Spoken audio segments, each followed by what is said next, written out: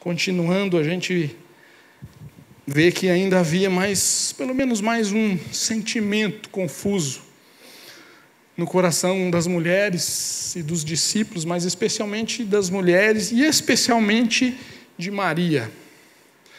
Elas estavam com as emoções, e ela estava com as emoções confusas, com dor no seu coração, porque havia perdido o seu mestre.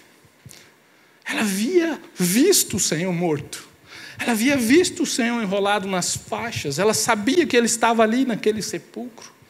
Ela tinha visto todos os açoites, toda a violência, todo o sofrimento. Ela havia visto Ele clamando ao Pai, dizendo: está consumado, entregando o seu espírito e falecendo. Ela viu isso tudo, isso estava tomando o coração dela de dor. E agora um anjo, um homem havia dito: não, ele ressuscitou. E isso trouxe uma confusão, e o texto diz que elas estavam amedrontadas e Maria estava chorando. E lá em João, capítulo 20, a mesma passagem contada agora através dos olhos de João, verso 10 do capítulo 20, vai nos contar um pouquinho dessa história de Maria e desse sentimento dela confuso. João, Evangelho de João, capítulo 20, verso 10. Os discípulos voltaram para casa depois de terem corrido até o sepulcro, Pedro e João. Então eles voltam. Verso 11, Maria, porém, ficou à entrada do sepulcro chorando. Enquanto chorava, curvou-se para olhar dentro do sepulcro. E viu 2 anjos vestidos de branco, sentados onde estivera o corpo de Jesus. Um à cabeceira e o outro aos pés. Eles lhe perguntaram: mulher, por que você está chorando? Levaram embora meu Senhor, respondeu ela, e não sei onde o puseram. Nisso ela se voltou e viu Jesus ali, em pé, mas não o reconheceu. Disse ele: mulher, por que você está chorando? Quem você está procurando? Pensando que fosse o jardineiro, ela disse: se o Senhor o levou embora, diga-me onde o colocou e eu o levarei. Jesus lhe disse: Maria. Então, voltando-se para ele, Maria exclamou em aramaico: Rabone, que significa mestre. Maria estava tão confusa com tudo que estava acontecendo, sem entender a morte, o sentido da morte de Jesus, sem crer e sem perceber que ele já estava vivo e havia ressuscitado. Ela está chorando e ela não consegue perceber que quem está ali é o Senhor Jesus. E ela só consegue ver o quê? Um jardineiro. Porque as suas emoções estavam deixando confuso. E muitas vezes nós, com as nossas emoções, sejam elas quais forem, ficamos confusos. E não conseguimos perceber Jesus agindo ao redor de nós. Porque não conseguimos discernir a presença dele agindo e vindo em nossa direção, como foi em direção de Maria. Sexta-feira, eu estava em casa. E sexta-feira foi um dia estranho. Eu estava com sentimentos confusos. Eu não sabia explicar o que era. Uma espécie de tristeza, de amargura, sem motivo aparente nenhum. O Alessandro até me perguntou: o que você tem? Eu digo: não tenho nada, não sei, não tenho nada. É que eu sempre digo que não tenho nada, né? Mas dessa vez eu não sabia mesmo. Mas aquilo pesado no meu coração. E então, fim da tarde, meio da tarde para o fim da tarde, você pôde com vontade de comer um doce. Fui no mercado, comprei um pacote de bolo, fui fazer um bolo. Estou eu fazendo o bolo e o sol começou a se pôr. E na porta da cozinha de casa, o sol se põe ali próximo, o sol bate dentro da cozinha. E eu olhei para aquele sol e eu mexendo o bolo. O Senhor então soprou no meu coração a respeito da sexta-feira da Páscoa, lá no princípio, onde se comiam ervas amargas.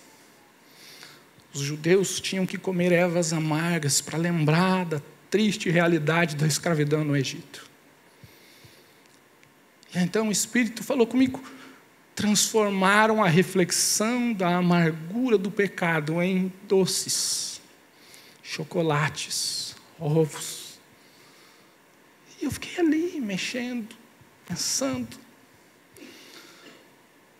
E eu falei, Senhor, tem misericórdia de mim, porque agora eu entendi que o Senhor está desde cedo querendo falar comigo.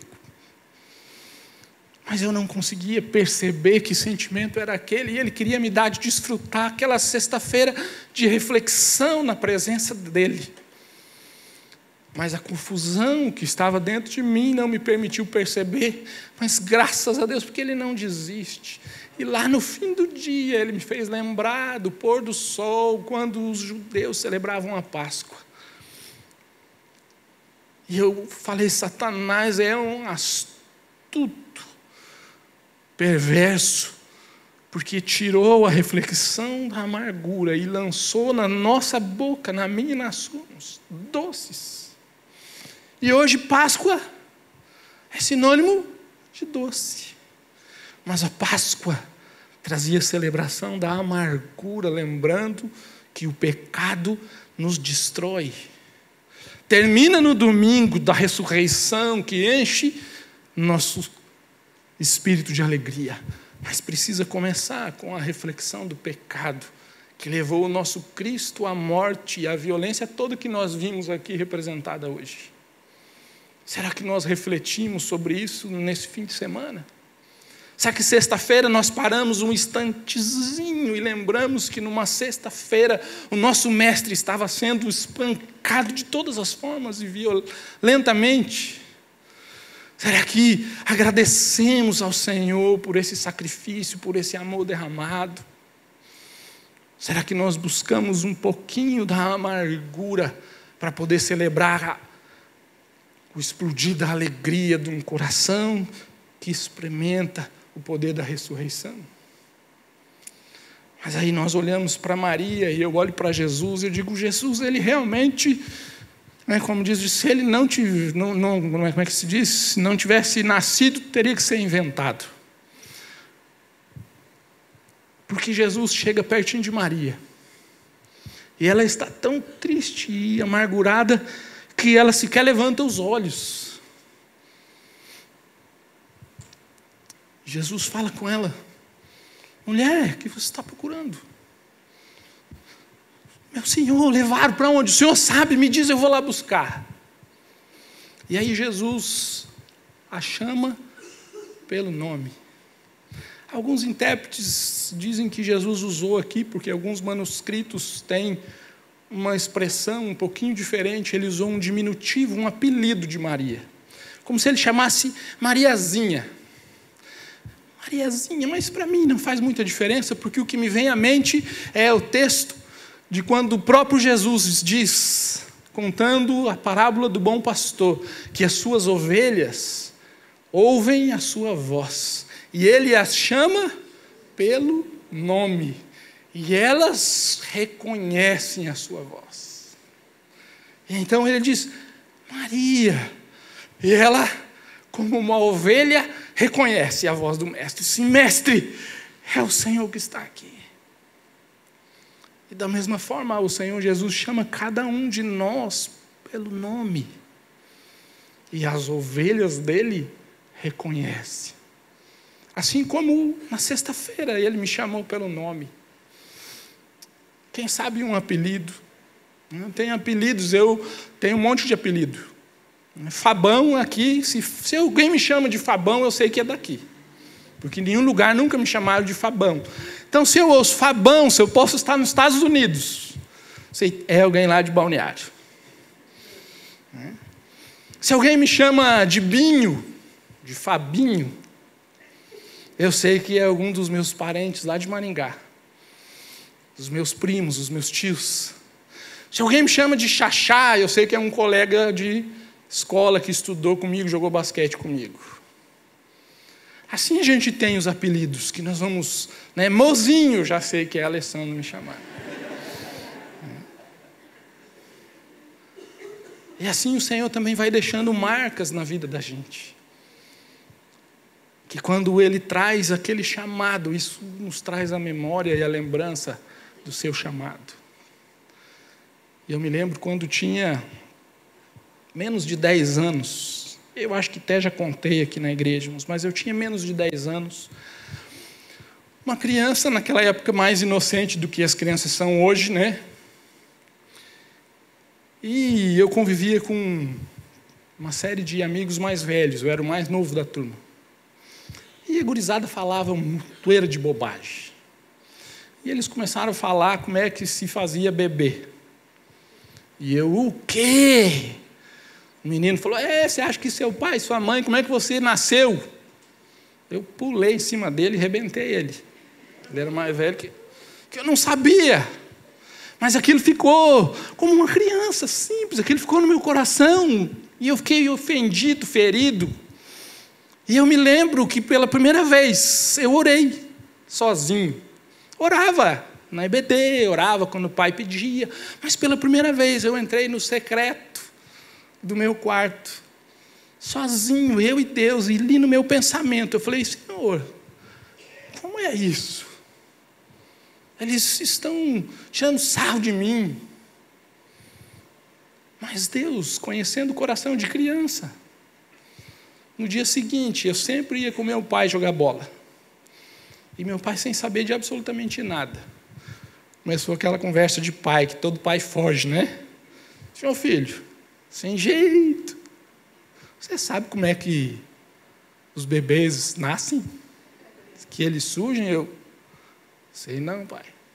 E aí ele contou. Não vou contar. Vocês vão ter que perguntar para Deus.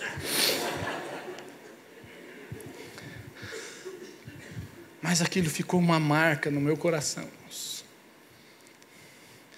Que ainda que possa haver confusão dentro de mim, aquela marca lá, é como se Jesus me chamasse pelo nome. É como se Ele trouxesse a minha memória.